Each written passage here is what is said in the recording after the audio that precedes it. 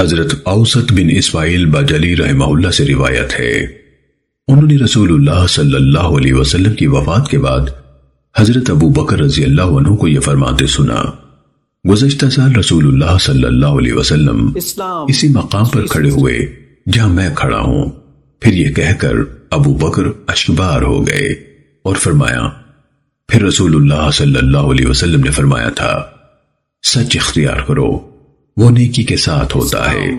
اور وہ دونوں یعنی سچ اور نیکی اور انہیں اختیار کرنے والے جنت میں ہوں گے، اور جھوٹ سے بچ کر رہو، وہ گناہ کے ساتھ ہوتا ہے،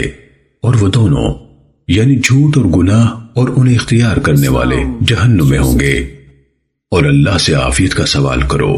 کسی کو یقین اور ایمان کے بعد عافیت سے بہتر کوئی چیز نہیں مل سکتی۔ ایک دوسرے سے حسد نہ کرو، ایک دوسرے سے بغض نہ رکھو، ایک دوسرے سے قطع تعلق نہ کرو، ایک دوسرے سے منہ نہ موڑو، اور اللہ کے بندو بھائی بھائی بن جاؤ۔ سنن ابن ماجہ حدیث نمبر 3849۔